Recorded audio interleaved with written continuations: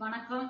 பூங்குனி சமையல் சேனலில் இன்றைக்கி மத்தியான சாப்பாடு தக்காளி தொக்கு வீட்டில் விளைஞ்சது. தோட்டத்தில் நல்லா சூப்பராக பச்சை மிளகாய் வெங்காயம் எல்லாமே நம்ம தோட்டத்தில் உள்ளது. பூசணிக்காய் ஏற்கனவே உங்ககிட்ட காமிச்சோம் பாருங்க, செடியில் அந்த காயை பிடுங்கி கூட்டு வச்சுருக்குது. பாக்காய் நம்ம தோட்டத்தில் உள்ளது தான். அந்த வாழைக்காய் நாட்டுக்காய், முட்டைக்கோசு கடையில் வாங்கினது, தயிர் நம்ம வீட்டில் ஊற்றி வச்சது, அப்பளம் பொரிச்சிருக்குது.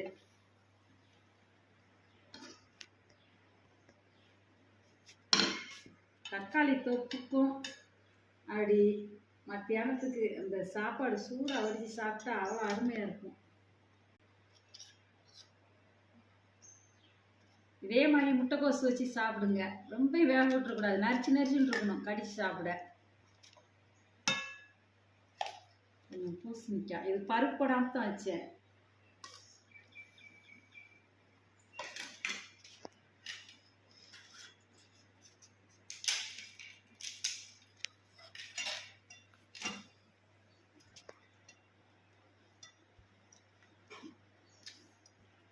சூப்பராக இருக்குங்க, நல்லா இருக்குது. ஆனால் தக்காளி வீட்டு பழம் வச்சு சாப்பிடுங்க, சூப்பராக புளிப்பாக இருக்குது.